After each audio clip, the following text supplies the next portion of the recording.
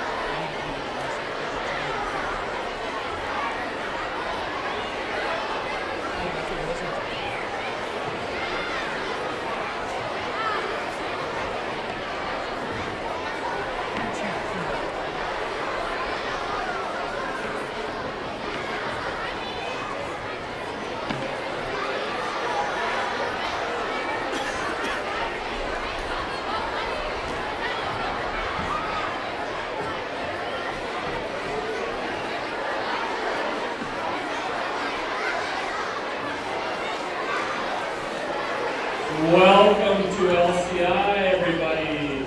Welcome. So many great guests here and excitement. My name is Mr. Batcher, and I'm the Vice Principal here at LCI. I want to welcome you to LCI. Just a couple housekeeping items so everyone knows and we're all on the same page. If you need to use the washroom, if you go out that door there, there's a gentleman's washroom there, and then right around the corner is a ladies' washroom and a water fountain, okay? Other than that, this is not about Mr. Batcher at all today. I'm excited to see all the hats today too for Mental Health Awareness Day. That's awesome. And you're allowed to leave them on unless you're blocking the view of somebody behind you, okay? I have three special guests to announce to come up. I'd like to have Red, Bongo, and Samar come up because they're going to do some introductions for us. These are LCI students. This is where you can clap and welcome them. Come on, there you go.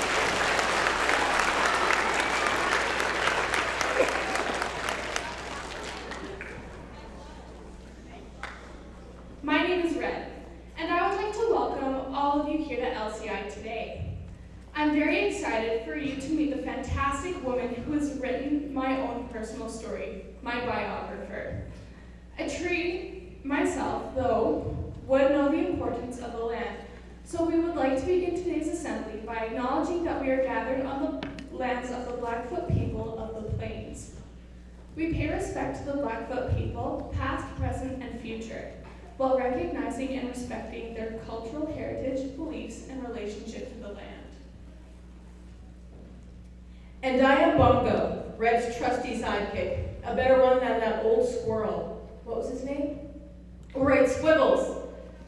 Before bringing up our most honored guest, lover of all things animal, writer extraordinaire, we would like to welcome some other special guests. His Worship, Mayor Spearman, Lethbridge 51 Superintendent Cheryl Gilmore, Associate Superintendent Christine Lee, School Trustee Doug James and Donna Hunt, Julie Taylor from The Amazing Race, and the ever-distractible and wonderful Miss Catherine Applegate.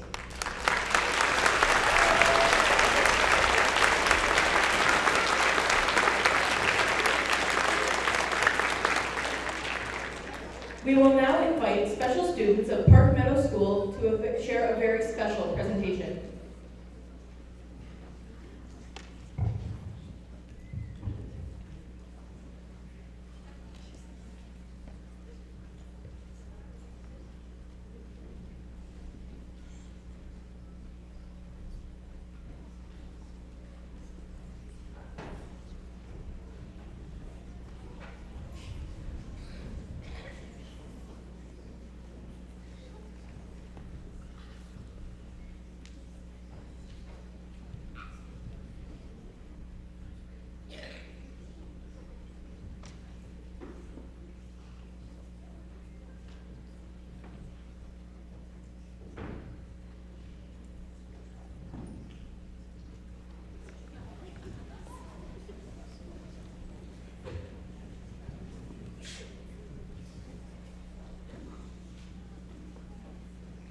My friends call me Red, and you can too. But for a long time, people in the neighborhood have called me the Wish Tree. This is Bongo. She's a chip-fag, half-empty kind of bird. Oh, Red. You know, because you're a bird and you don't drink water from a glass, you like to get chips from the kids. Red, funny jokes shouldn't need to be explained. Stick to stories.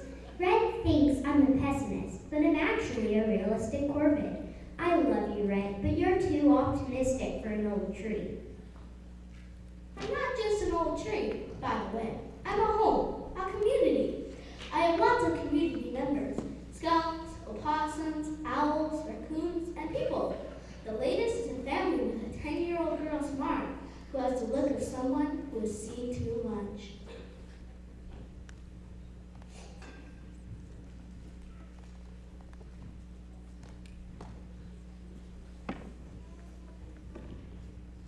I wish for a friend. After Smart's simple wish, something happened that made me wonder if I finally witnessed too much.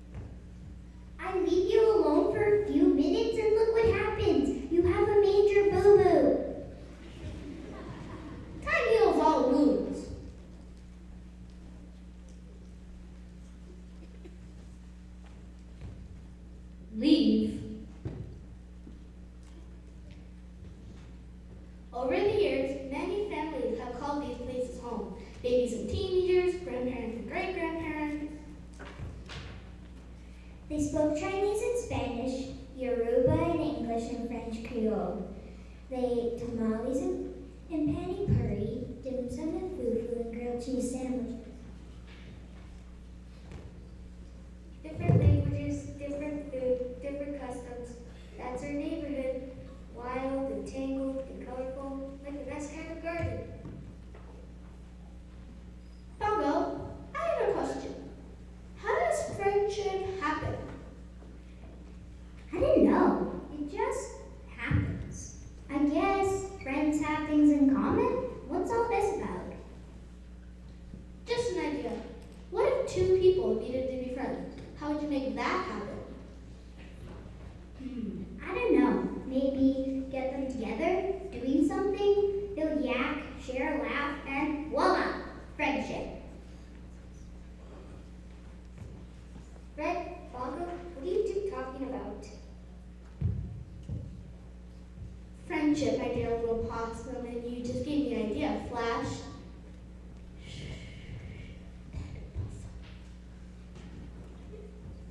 I don't know, Red. Playing possum, isn't that a little on the nose? I just heard the school ring. Places, everyone.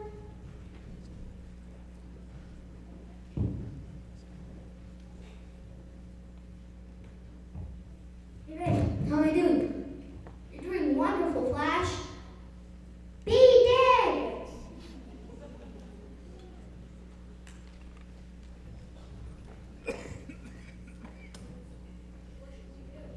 Don't touch it. It could be rabbit.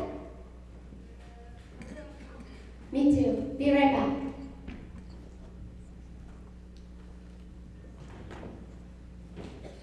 How did I do?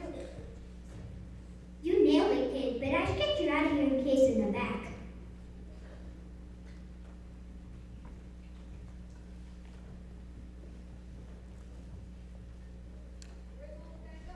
I don't know. He couldn't have gotten far. I hope he's okay.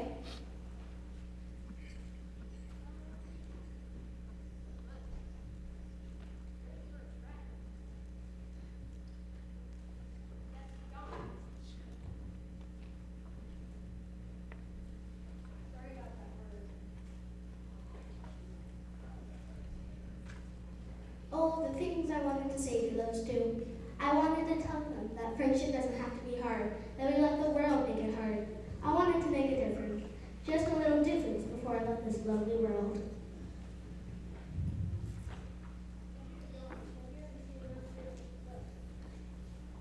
Stay! I have 216 rings of wisdom to convey, and not much time. At the same time, is that possible? People are full of longings, and decade after decade, I've seen hundreds of wishes. The hopes have kept coming. A blessing and a burden has been. All those wishes, all those years, but everyone needs to hope.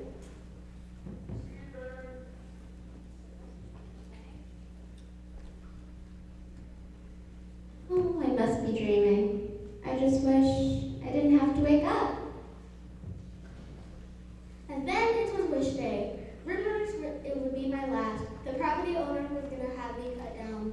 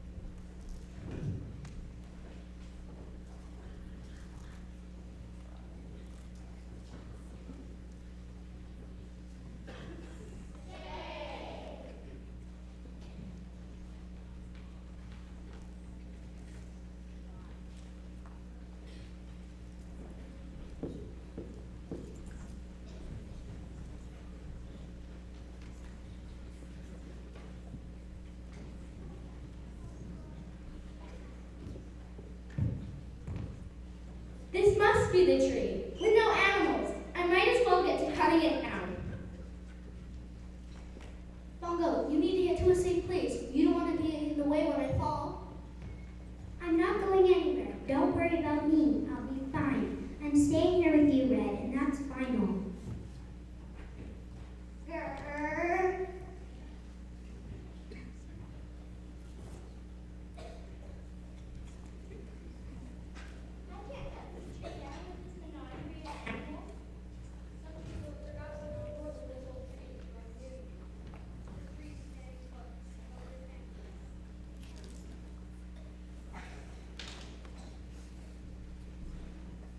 If this were a fairy tale, I'd tell you there was something magical about that wishing day, that the world changed, and we all lived happily ever after. But this is real life, and real life with a good garden is messy. Some things have changed, some things haven't. Still optimist that I am, I'm feeling hopeful about the future. Samara and her family have decided to take root. At least for now.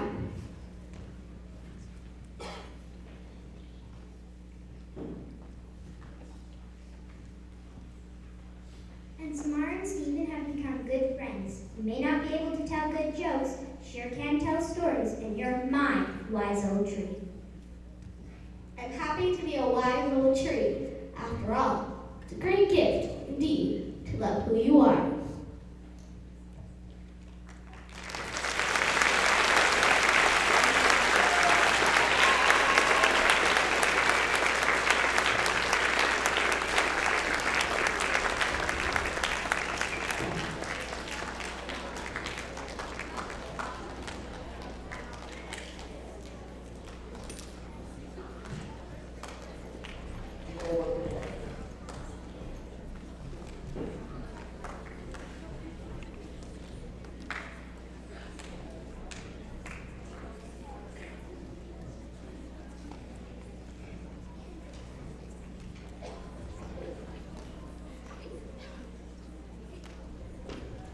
We just wanted to include some things that we included in our performance and why we put them in the play and what we like to tell the book.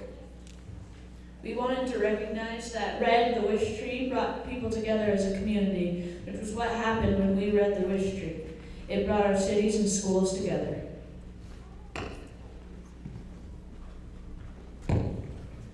We wanted to show that kindness and effort can make a difference. We loved how the book talked about how important it is to love who you are. We liked how the book said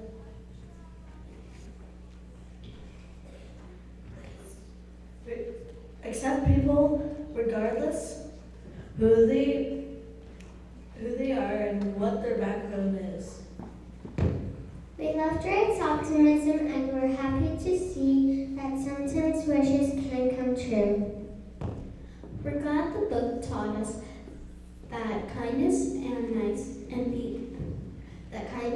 is stronger than negative words.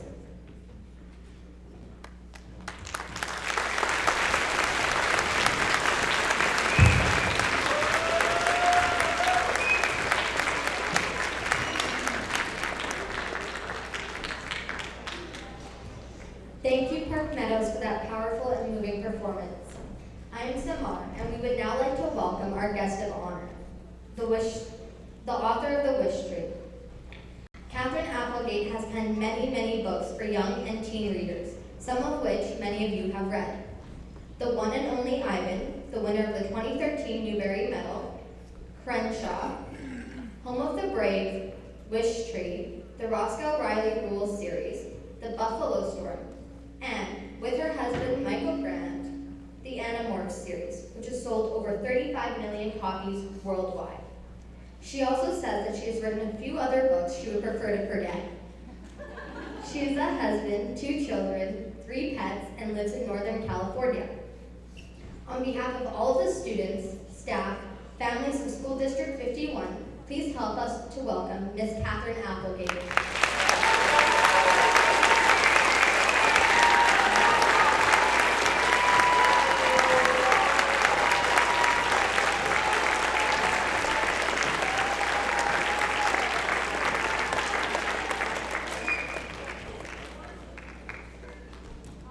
just amazing. I've been in Lethbridge less than 24 hours, and you guys have already made me cry 3 times. And good tears. That performance was just amazing. First of all, I want to thank all of you who have made this happen. It's been a huge community effort, which is, of course, what Wish Tree is all about. And thank you also for rescheduling. I managed to hurt my back while I was gardening, and I was moving a tree, ironically enough, so it serves me right. So I'm glad to finally be here. And I've done a lot of these, not a district read like this, nothing like this, but lots of schools. And I have to tell you, I have never felt so welcomed. I mean, this is a very special place, and I'm so honored to be a part of it. Here's what we're going to do. I'm going to talk to you a little bit about what it's like to be a tree, and we're going to talk about wishes. Going to do a little video I bet a lot of you have seen, and then we're going to do questions. So if you think of a really good question, just pop it in your brain, and we can talk at the end. I also am going to be picking your brains. I promise it won't hurt. We're going to talk about wishes. So as we go through this morning, I'm going to ask you 3 different times to give me some ideas for your own wishes. And we're going to start right away because I want to hear about a wish that will be just for you. Now we're going to see if our remote will cooperate. Let's see, we've got lots of human beings. Let me try it over here. No. Oh. Ah. Was that you or me? Ah. Okay, so we're going to start with a wish for you. And this can be totally and completely and utterly selfish. You know, I want 1 billion wishes. I want 1,000 chocolate bars. I want a dog. I want 1,000 dogs. That would be my wish. Anything, a new skateboard, you know, sky's the limit. But it has to be just for you. I don't want you thinking about anybody else. This is your moment to shine and think only about yourself. So, I'm going to give you exactly 10 seconds. This should not be difficult, really.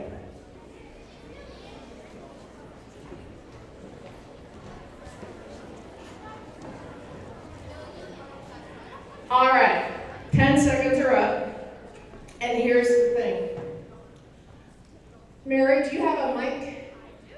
We're going to ask just for about 3, because we've got so many people and so many things to talk about. So let's hear something incredibly selfish. We'll start right here. Yes, stand up and tell us your name and your wish. I'm Sebastian, and I wish for $1 billion. Okay, I hear you. I think we all can sympathize with that idea. Okay, right here. I wish for a dragon. Oh, okay, that is a cool wish, actually. I love that. That is very original. I don't think I've ever heard that, and I love it. Okay, good. And last wish? My name is Adam, and I wish for a brother. Oh, these are good wishes. Excellent. Now, I have a question. Was it hard for you to think about a wish for yourself? No, it was not, was it? Because you're channeling your inner desires. You know what you want. That's easy. So the next wish is going to be a little more complicated. But first, I'm going to tell you a little bit about what it's like to be a writer. Okay, that's me. What do you think all that stuff I'm surrounded by is? Paper. Sometimes people guess toilet paper, but no, that's paper. And you'll notice I'm wearing pajamas. This is one of the best parts of being a writer. I get to wear sweatpants to work, and I make stuff up all day long. I am paid to be a slob and a liar. It is the best job on the planet, I'm telling you. But I was afraid to become a writer. Partly because I thought I'd fail a lot. And I had to write perfectly. The first time I set out a rough draft, I thought it had to be perfect. I didn't realize that writing is all about rewriting. So those of you who are aspiring writers, look at that paper and remember, writing is about rewriting. Writing is about making mistakes. Writing is an awful lot like life. Life is about making mistakes, but I was terrified to do that. There's partly another reason, and I'm going to confess this to you, and we should maybe have the adults in the audience cover their ears because this is kind of an embarrassing admission. Mary? When I was your age, I hated to read. I mean, I hated to read. No, it's okay to applaud. Sometimes when I do that, I get wild cheers, which is perfectly normal. But, and there is a big but, and yes, I just said big buts, you may laugh. The big but is, I had not found the right book, and I believe out in the world, everybody has a best friend book. There is a book out there that was written just for you. Now for me, that book was Charlotte's Web. Oh, I love the name Charlotte. And some of you may have read Charlotte's Web and hated it, and that is totally all right, although I think you're crazy, but that's all right. I believe Charlotte's Web was written just for me. Kate DiCamillo, another writer, thinks it was written just for her, but I think she's wrong. But I love this book. And when I read it, I started to think, hey, maybe books aren't so bad. I have a daughter named Julia who has dyslexia, and that makes it very tough to read. It's very challenging, but if you have good teachers, you can overcome it. That wasn't my problem. I just thought reading was boring. And it took the right book for me to realize, no, it can be fun. So somewhere out there, there's a best friend book for you. It might be nonfiction, it might be poetry, it might be song lyrics, it might be Charlotte's Web. It doesn't matter. There is a book out there waiting for you. And once I discovered that, things got easier. I went to college and I got a degree in English. And after that, I became a waitress because that's usually what you do after you get a degree in English. And I became a ghostwriter. And a ghostwriter does not have her name on the books. There's a reason for this. There are about 25 of us writing one series. This particular series, women of a certain age will remember, it was called Sweet Valley. And you may remember there were twins. Jessica was evil and Elizabeth was not. And that was the entire plot right there. So I wrote 17 of those. And the reason I did this was because I had finally come to the conclusion that I was going to make a lot of mistakes in my life. I became that waitress and I wandered around tripping on everything. There's a good chance I'll trip today, just so you know. I'm kind of a klutz. And one day I was carrying a giant tray with 4 huge strawberry milkshakes on it. And I walked up to a man, and I swear to you, he had a completely white suit on. He had white shoes, he had a white hat, and I think you know what happened, don't you? Yeah. So, I was hugely embarrassed. And I suddenly went, you know what, if I'm going to be hugely embarrassed as a bad waitress, maybe I should just be a bad writer. Maybe it won't be so bad. Maybe making mistakes is part of the deal. So I became a ghostwriter first because I thought that would be easy and my name wouldn't be on the books. After I did Sweet Valley, I did a whole bunch of Disney books. I wrote Aladdin and Little Mermaid and Mickey Mouse. You name it, I wrote it. And then I wrote a series called Animals. My husband and I did this together. There were 63 books in the series, and we wrote about 40 of them, and we wrote a book every single month, which is incredibly fast and resulted in many, many errors along the way. But it was really fun because for the first time, you know what I was doing? I was making stuff up, and it was my book. And I got to create things like Yerks, who are alien slugs who crawl into your ear and wrap around your brain and take over your thoughts, and it was cool. I mean, I was getting paid to make up aliens. Tell me that's not a great job. So I started to like writing a little bit more, and I started to think maybe I should write about things that I really cared about. That's when I went to write the one and only of you may know, this is the real Ivan. He was just maybe 6 months old. He was plucked from the Democratic Republic of the Congo with another female gorilla. Poachers probably killed the entire family. And he was sent to a mall in Tacoma, Washington, where he lived for 27 years, all by himself. The female died almost as soon as she got there. And Ivan, before he was trapped in this mall, spent about 3 years living with a family. And that family had a kid who was 8, a boy. Ivan slept with this 8-year-old boy every night. Can you imagine sleeping with an 8-year-old boy? And here's this little bitty gorilla looking around and going, wait a minute, I'm with a human, and I have blankets on me, and I'm wearing pajamas, and there's a nightlight. What has happened to my life? I used to live in the jungle. So he learned to open the refrigerator, and he learned to drink Pepsis. They would hold out his lower lip and pour Pepsis in, and he liked to eat sugar-free gummy bears, and he lived this bizarre and kind of horrible life. And what I realized when I went to write about this story was that I was angry. And sometimes when you guys are writing and you're frustrated and can't really get a handle on what you need to be writing about, think about what makes you incredibly mad. Think about what just drives you nuts and you want to change it. And that's what I started to do. Now, about halfway through, I almost gave up on it. I threw it in the trash. And literally, I thought, who's going to read a book written from the point of view of a gorilla? It was crazy. It was nuts. And that was my inner editor. You all have one in your head. And when you guys are writing, your inner editor is going to talk to you sometimes and going to say things that you don't want to hear, like you're a lousy writer. You need to be quiet. Just tell that person in your head to be quiet when that happens. This is a piece of paper. I keep it on my desk to this day to remind me that I almost gave up on this book. And it went on to win a Newbery Award, and now it's being made into a movie. Click again. Oh, we seem to be liking the sound. This is Helen Mirren, and she is a very famous British actress, and she is in the one and only Ivan movie. She is going to be playing a poodle. Danny DeVito is going to be playing Bob the dog.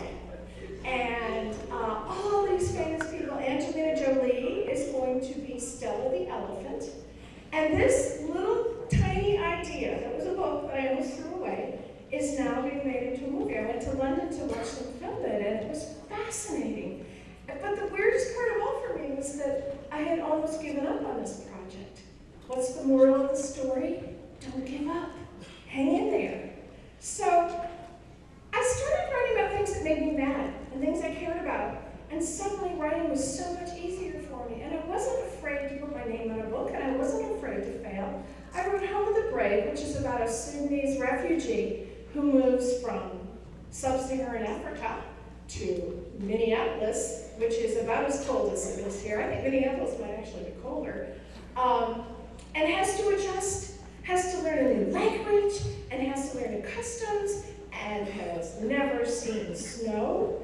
And I thought, wow, that's brave. I have such admiration for people who pick up their lives and change everything and take that huge and scary leap. So I wrote about it. I also wrote a book called Crenshaw, and I wanted to talk about how 1 in 5 kids in the US where I live are hungry sometimes. And it's not okay. We're an affluent country in the US. We have the resources. Kids shouldn't be hungry, and I wanted to talk about that. I also wanted to write about a giant, invisible, purple jelly bean eating cat, and Crenshaw gave me the opportunity to do that too. But again, I was writing about something I really cared about. Then I wrote Wish Tree. And I started writing Wish Tree during the last presidential election in the US. You may have heard we have a new president back there, and it's been a long 2 years. I was really mad. I was mad about the way during our election process people were talking about each other. We were being so unkind.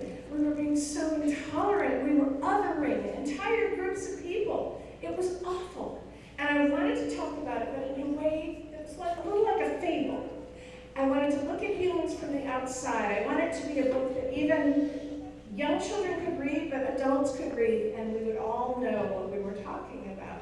And so that's why I decided to write Wish Tree. Now before we go any further, we're going to move into another wish. This wish is a wish for someone else. It can be something else. So maybe your dog needs a new collar, or your bike needs a new tire. But I want you to stop thinking about yourself for a minute and think about someone else. And I want you to feel what that's like. That's called empathy. We're leaping into the brains of someone else and thinking, what do they need? This is very much what writing's about. You're trying to climb into the hearts of other people and understand their needs. So I'm going to give you 10 seconds again. Think about something for someone you love or someone you care about, maybe someone you don't even know, and what you would wish for them. So you have 10 seconds. No pressure. This one's a little different because you're not thinking about yourself anymore. So, who would like to share a wish? What did you think of? My dad needs to get more scores in hockey. More scores in hockey. I love it. Oh, that's excellent. What did you think of? My mom to get more sleep. Oh, that is a good wish, I gotta tell you. That is maybe one of the best wishes I've ever heard. How about you? What did you think of? I wish for my family that they can get more money, we can get more stuff to help our family. That's beautiful. You're thinking about your entire family. That's so great. What did you think of? I wish for my best friend to have $1 billion. Oh, and would that best friend share a little bit, maybe? Yeah, I like that wish. Here's what's interesting. Was it hard to think about other people? No, it's really not hard, is it? But it's different. It's different. You're thinking about other people and what their needs are. And that is where compassion starts. So, I decided I'm not going to talk, I'd already written about a gorilla, right? I figured I could write about a tree. How hard could that be? And if I took something like a tree, it would be a whole different perspective. Trees live for a long time, they observe the world, and they know things about humans maybe that we don't know about ourselves. So I picked a red oak because they're very, very common. Very hard to find one tree everywhere, so I had to go with something very easy. And I decided it should be a wish tree. Had any of you ever heard of a wish tree? Raise your hand. I never had. I didn't even know they existed. But they're all over the world. This is one from, this is in Ireland.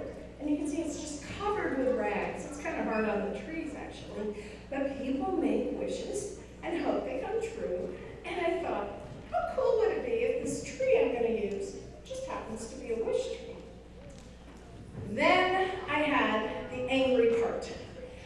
The word leave that is carved into Red's bark, that same thing actually happened in the U.S. and actually it's happened more than once, unfortunately. I read a story about a family in the Midwest who were new to a community, and somebody left a big note on a door that said, "You can go home." And it just made me so sad and so mad, and that was the plot right there. I knew what I wanted to write about. Now, I had this tree, right? I thought, okay, this is cool. It's going to be easy. Wise old tree, easy character to write. And then I went, oh, wait a minute. Trees grow up, but they don't move around. And once again, I had that moment where I thought, okay, I have failed utterly. I better throw this story away. I have created a world where I have a main character who can't do anything, and that is the death of a story. But then I came up with the answer. I realized that trees can have friends. Trees have a community of their own. So I started with raccoons. I want you guys to look at these illustrations, which I love. The guy who did these, his name is Charles Santoso. He loves animals, and I think he does such a beautiful job. So that's the U family, you may recall. Raccoons name themselves you, and you, because moms are very forgetful, and because I made that up. That is a real raccoon. You can see how carefully he got all the details. So raccoons were good because they have those little hands, they can hold things. I thought thought that might be useful to apply. Skunks, come on, you gotta have some skunks, and skunks having a sense of irony name themselves after things that, you know, smell good. This is an actual skunk, and I am deeply troubled by why that skunk is in the living room. I don't know where I got that video, but there you see, we had to have some skunks. Owls, of course, you gotta have owls, wise old owls. That's a baby. They're very fuzzy when they're young. And believe it or not, that is a video, some of them. I really wanted to have opossums, because I just think they're kind of fascinating. And I love the idea of naming themselves after things they're afraid of. Hairy spiders, what a good name. And flashlight, I'm not so sure about, but that's flashlight on the end. Here's an actual opossum. I cannot decide if that's cute or creepy. It's a little bit. A little bit. And here's flashlight, as you'll recall. Playing dead. I love that picture. It's so perfect. So, everybody needs a good best friend, and I wanted a crow because crows are incredibly intelligent. Really, if you get some time to look into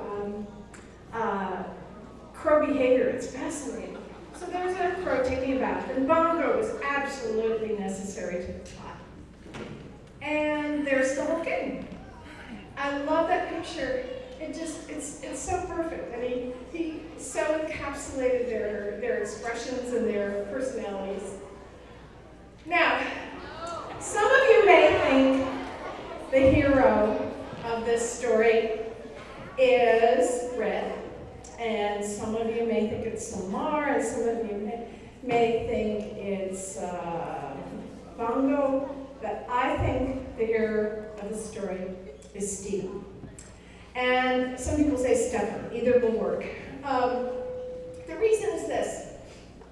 He steps in and he sees someone who needs help, and someone who's different, and someone who's alone, and he's not afraid to do something about it. I would not have been a Stephen. I really would not. I would have been one of those kids in the corner who was afraid to speak up. But having been in Lethbridge for just a few hours, I can tell that there are a whole lot of Stephens in this room, and that makes me feel incredibly hopeful for the future.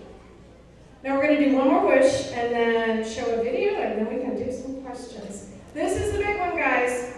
Your parents and I have kind of screwed things up. The world is a mess. We have war and famine, intolerance, and this and that. So I'm going to give you exactly 10 seconds to fix the entire planet. No pressure, okay? So this is the big wish. This is a wish for Mother Earth. 10 seconds.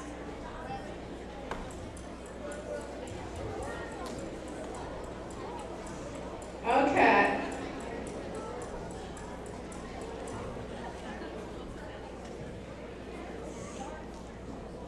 Let's see what we got.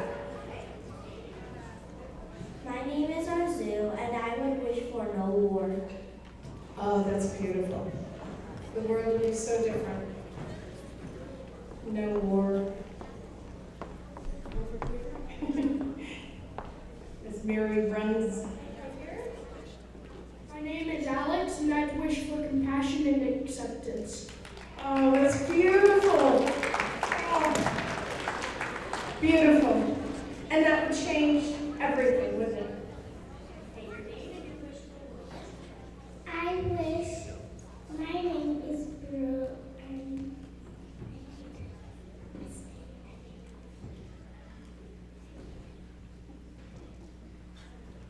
Oh, we have a secret wish, I think.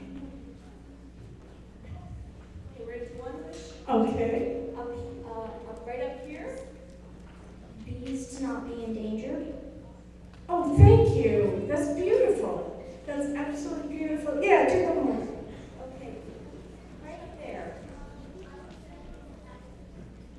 She wishes that everyone was happy.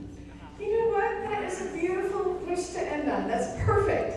That if everyone could be happy, so much would change. And I think we would have more compassion. I really do.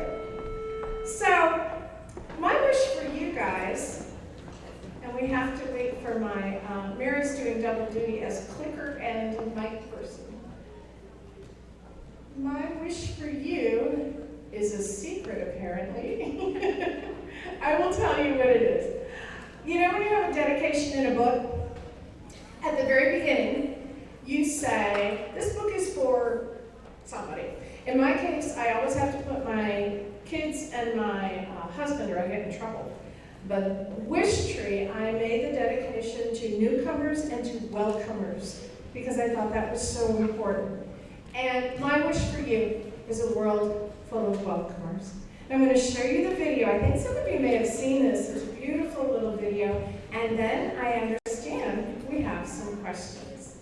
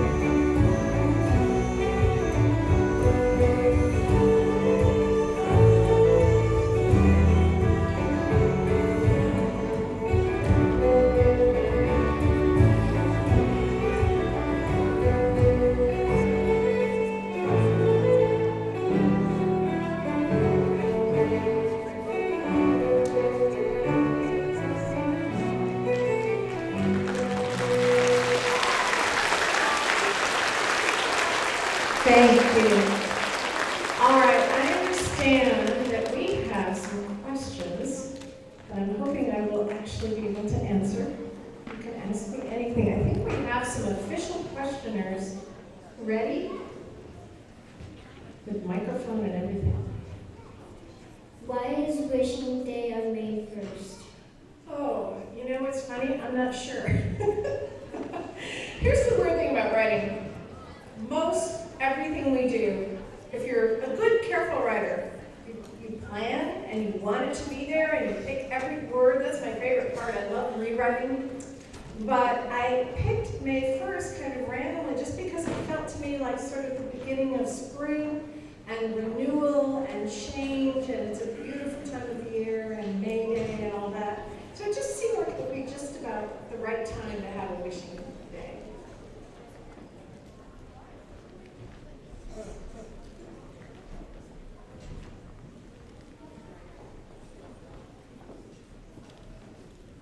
How many books have you wrote? Oh, that's a really good question. And this is truly the answer. I'm not entirely sure.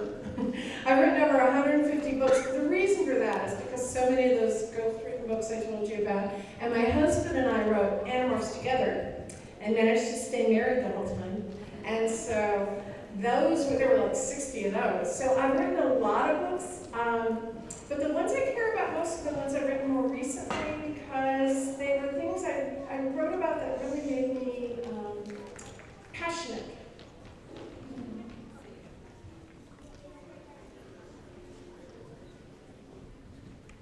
Why did you start? You know, I always tell kids the truth. I started writing because I needed a job.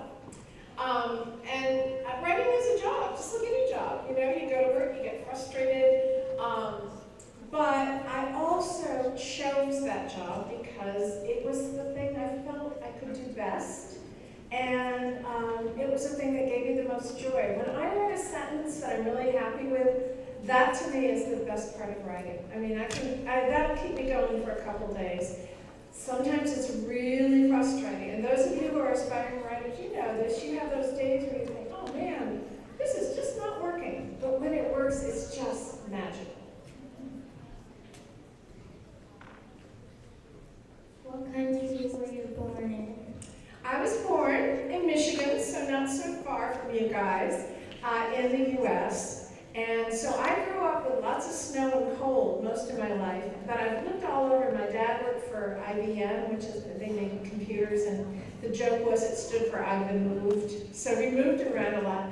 I live in California now, and you know, when I flew into Calgary, I was so happy to see some snowflakes. It had been ages since I'd seen snow, so I'm really hoping I can see more of Canada soon, because it's so gorgeous.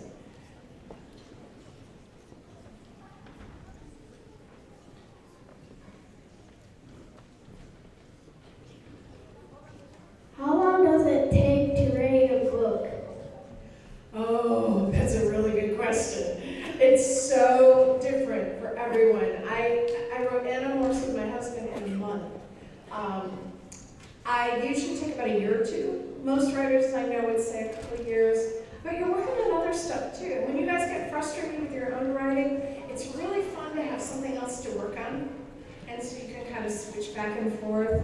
But the actual life cycle of a book is amazing, because after I'm done with it, I send it to an editor who's kind of like my teacher, and then the editor says, this didn't make a lot of sense, and you rewrite it, and then there's a whole art department. So if those of you who like to draw, oh man, it's the coolest job in the world, second coolest job in the world, to be an illustrator for children's books. And they give the manuscript to those folks, and then like months, sometimes even years later, I suddenly see all those animals come to life. And it's just the most amazing thing when something you've created is given to someone else. Then it has to go and be printed and get to the bookstores, so it can take several years.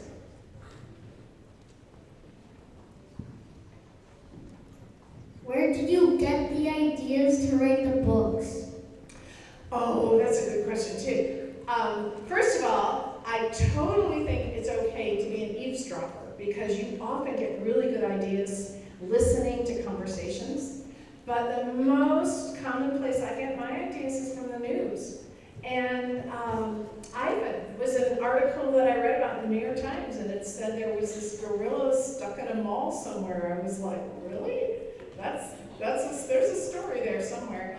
Sometimes you just take two little words, what and if, and you put them together and you say, what if X meant Y? What if a cat turned into a table? And then you got a story, believe it or not. It's really not hard to find ideas. It's hard to figure out which idea is going to be the best idea to write about. For sure, that's the hard part. Most writers would tell you that. How long did it take you to write The Wish Tree?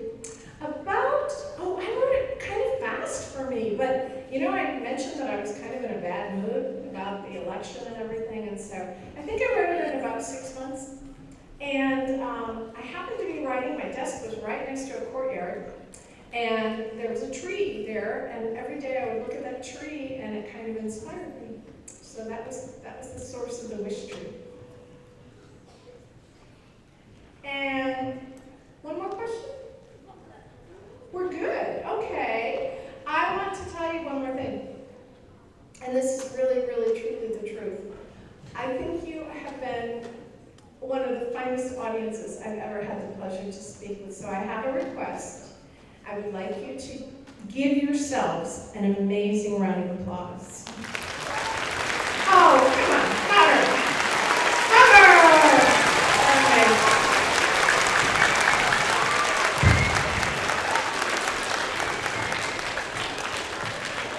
I just want to wrap up today's event with a few thank yous. And Catherine beat me to one of them, and one of them was, what an amazing audience. I know it's a long time for those of you who are on the floor to sit on your bums, and those of you in the bleachers, it's a bit warm, so well done for our audience. I'd like to thank our honored guests also for attending today and making it an important part.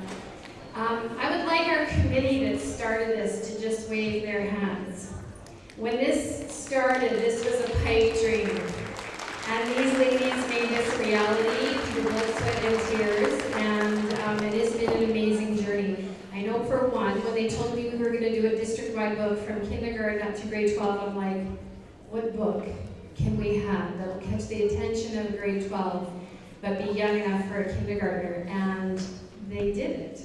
The conversations we've had, the events that have transpired, I want to share just one story with Catherine so she can sum up even from the high school.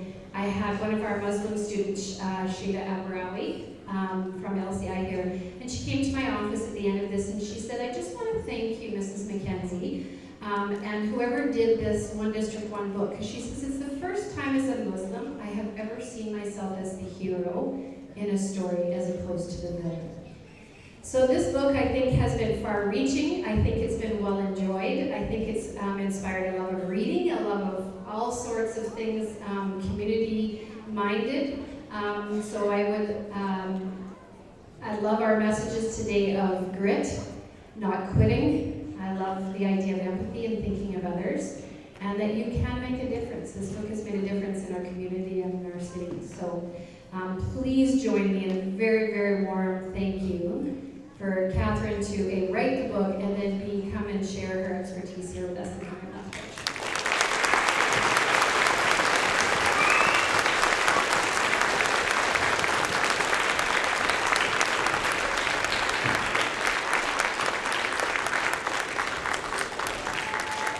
So now comes the tricky part of how we get you all back to your buses. So I'm looking for my bus lady, Catherine. Is she still here? Catherine Thorson. All right. So the buses are waiting. We're going to start with, I think, our guest of honors, Fleetwood. And I apologize, Park Meadows, I forgot to thank you for your amazing performance today, too. That took a ton of work. So we will allow Fleetwood to stand. Please stretch those little legs. And Fleetwood, if you want to cut out first.